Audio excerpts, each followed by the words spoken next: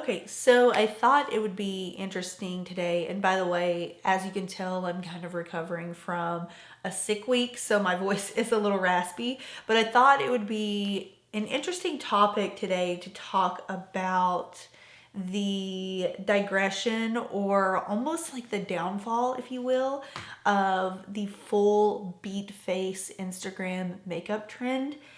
I mean, there's no hiding that this trend is something that has been kind of like falling off the map for the past several months.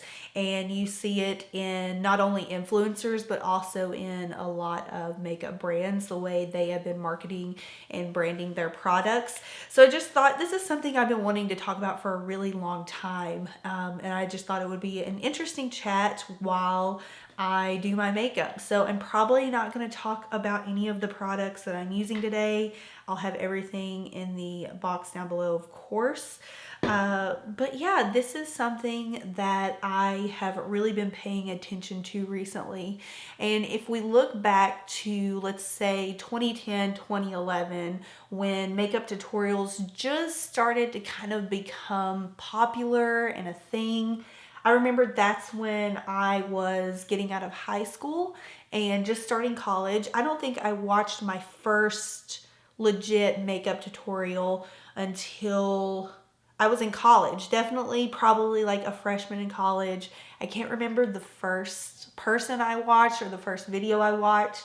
But during that time frame, let's just think about how the knowledge just wasn't there on cosmetics like it is now. So I think where this whole full coverage, flawless face trend came from is almost the hub of that time period, because everybody was wanting to learn how to get flawless skin like the celebrities. Kim Kardashian, her makeup was the smoky eye, was just starting to become, everyone wanted a smoky eye during that time frame. And so there was no knowledge on how to get that type of look. And not only was there not a ton of information on the internet as far as application goes, but also products were being made in such a different way. And so when all of these influencers came on the scene and started testing these products, and there's no question about this, influencers revolutionized the makeup industry. In my opinion, if it weren't for influencers, the makeup industry would not be what it is today. And that's not me tooting my own horn. There were hundreds, if not thousands, of people that came before me. But something has to be said for, the people who make videos like this. They really did revolutionize the industry. So here influencers are making these videos, trying out these products, and it was a great way for brands to see the response of consumers, not only in the influencer, but in the comments of influencer videos. So you have all these people commenting, let's say, for example, saying, like, oh, Estee Lauder Double Wear is the best full coverage foundation on the market. And then you had some people who were like, oh, Estee Lauder Double Wear is too thick, it's too heavy for me, I don't like the formula.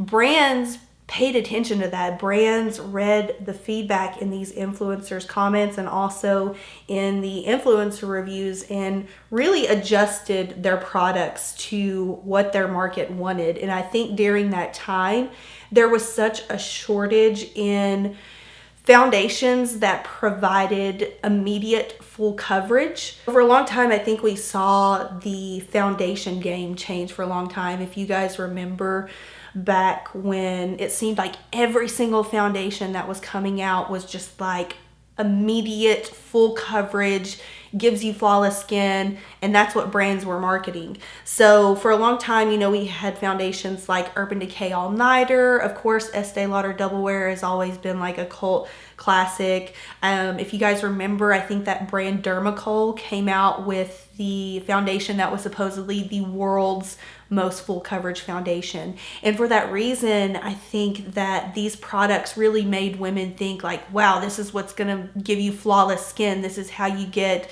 quick, full coverage, Kim Kardashian, smooth looking skin. So boom, we've got all these full coverage foundations coming out, and you know, how to apply your foundation in such a way that your skin is just completely full coverage. Then I think technique really made a difference in the beauty industry as far as influencers go. Suddenly we weren't just using the wedge sponges you could pick up from Walmart, and suddenly we weren't just using our fingers to apply foundation and eyeshadow. We had brands like Sigma coming out. You know, Morphe kind of came into the scene, I would say pretty early, but God forbid you use your hands to apply makeup, you know? So the Naked palettes from Urban Decay, that was just revolutionary as far as eyeshadow goes. I mean, I can remember eyeshadow when I was in high school. It was literally just putting like a little bit of a beige color on your lid and some shimmer and you were done. Then the Urban Decay Naked palettes come out and you have these just gorgeous images of well blended and perfectly seamless eyeshadow. And so suddenly technique comes into play. You know, it kind of went from applying a couple of universally flattering eye colors to your eye to, okay, first we have to prime the lid, then we have to do a base shadow, then we need to do a crease color. Make sure you blend that crease color in really good or you're gonna have a shitty looking smoky eye. If I had $1 for the amount of times that customers would come in when I worked for bareMinerals in, let's say like 2013, asking for a blending brush, I would be rich that year, because so many people were seeing how, you know, in order to get these flawless, amazing looks, you needed to have a MAC 217 or a Sigma E35 to blend your crease and to get that seamless finish. And so I think it just kind of got to this point to where you needed so many products and you needed so many things in order to look like that person on the YouTube channel you were watching, or in order to look like your favorite celebrity. And so at some point, things just got too unrealistic. And I think I realized that, like I said, I've mentioned this in videos in the past, but I think about the year I graduated from college, or maybe not long after, I started looking at all of the products that I had, and I started just kind of analyzing and being like, okay, in reality, how many of these products do I use on a daily basis? How do I actually like to wear my makeup on a daily basis? Do I like to, you know, bake my under eyes? Do I like to do the full-on cream contour? Is that what flatters my face the best? And so throughout the past several years, I mean, I know a lot of you all have noticed too, my content has changed drastically. Not only my content, but the way that I guess I present myself on social media.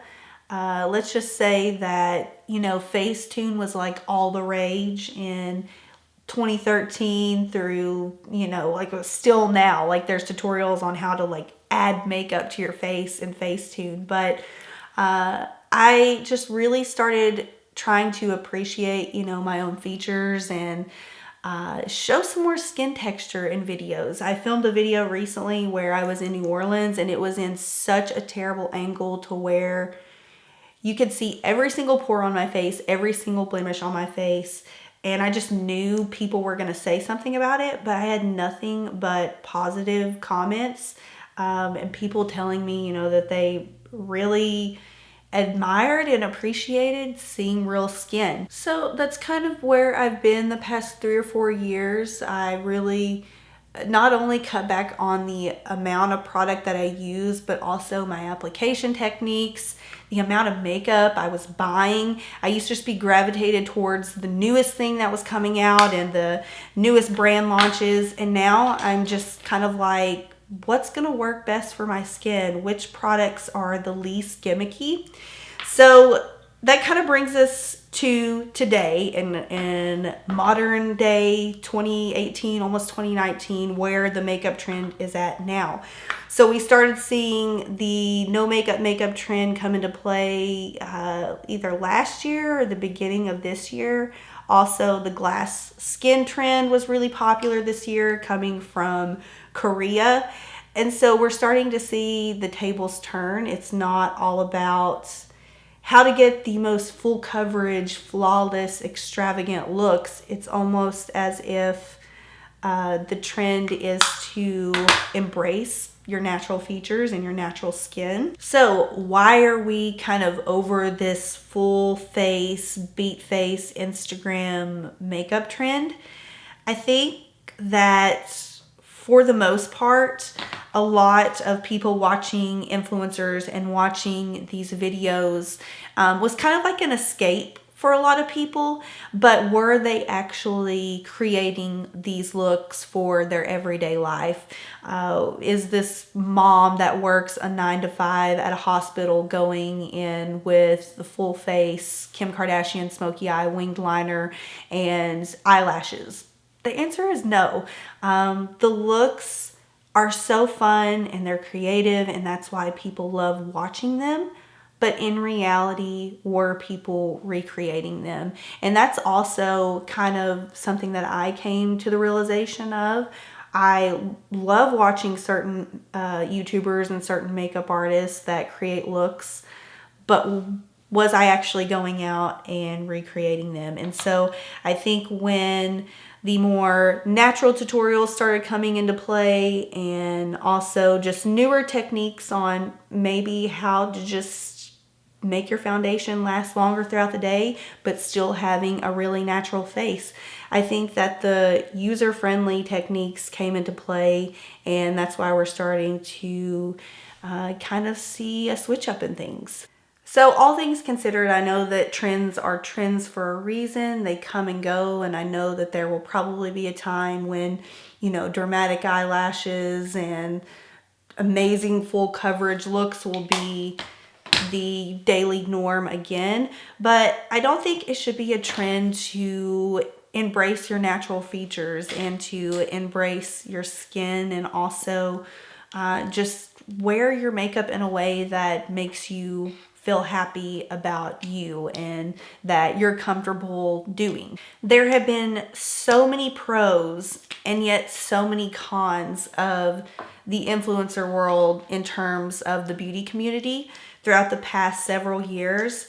And I think that one of the biggest cons was giving women the false reality that if their makeup didn't look like what they were seeing on their Instagram feeds or on their favorite YouTubers' YouTube channel, that they weren't good at makeup, or that they didn't look good if they didn't have that type of makeup. And so that's also another reason why I started to alter my content to kind of just target those of you who have real lives and have realistic jobs to go to, and also realistic time frames where, you don't have 2 hours to perfect a smoky eye in the morning. And don't get me wrong, I don't want people to think that I'm completely tearing down those who put out makeup tutorials like this and who create looks like this. Some people are amazing artists, and these videos are just fun to watch in general. But I think that these looks are rapidly going off the trend chart because they're just not realistic for the day-to-day person. I also think that there are amazing channels out there like the Pixie Woos that are demonstrating how, as professional makeup artists, they don't use any of these techniques that have been popular throughout the past several years. I just have always admired them and their channel. Their looks are so incredibly flawless, but in such an undone way and in such a way that is realistic for everyone else to recreate. They always manage to run through their videos and just tell women how to get these specific looks without going over the top and without telling them that you need this product, you need this product. They're so good about saying you can always sub with this. FYI, you really don't need this, but I'm going to use it anyways just because I have it right here in front of me. And I just think they're a great example of why realistic makeup trends are here to stay, and realistic techniques that everyone can apply to their day-to-day lives are just valuable. That's also why I love Charlotte Tilbury so much. I think her products obviously are phenomenal. I use them in almost every single video, but her tutorials are so straightforward, to the point. She is hilarious. She is very gimmicky sometimes with the way she describes her products, but I think that's just her personality. That's just, she loves her products, she loves her brand, and she just wants people to know that they are awesome products and they work in an amazing way. I completely agree. There's hardly any Charlotte Tilbury products that I really dislike, but I think that the way that she applies products has always been in a practical way, and also just, she has that very just soft, natural, undone look to her makeup looks, and so that's why I really appreciate her artistry and her products as well. Speaking of, I'm fixing to use Iconic Nude, and also I got Pillow Talk in recently, the Pillow Talk lipstick, so let's just finish up with that. All right, so that's all I had to say. 2 hours later. I don't want this video to come off as me completely being negative towards the beauty community or the beauty industry in general, because I am obviously considered an influencer. I started making videos for a reason, because I was inspired by other people. But I think that with every positive thing in life, there also comes some negatives, and man, have there been a lot of negatives, not only in the beauty community on YouTube the past few years, but also the beauty industry and with makeup brands. So I'm really just kind of excited to see this progression to where things are leaning more towards the minimalist side. We're starting to see brands like Milk Makeup and Glossier that just have this really great minimal approach, and I think that was a gap that the beauty industry was missing for a long time within these past 6-7 years, where everything was so full on cream contour. I feel like there were this group of people that may have felt like they were being left out, and that they didn't necessarily want to go through 6 or 7 steps, or they couldn't afford to buy, you know, a whole Sigma brush set and Anastasia contour set to achieve these looks. And so I'm really just excited to kind of see that change in the beauty industry and lean more towards that natural, everyday woman, man next door look. So yeah, that's what I had to say, and I will have everything I use in this video down below, very low key as you can tell. But I hope you guys enjoyed. Definitely let me know your thoughts down below as well. I would love to hear if you agree, if you disagree, what your thoughts are. So I will see you guys in my next video. Bye.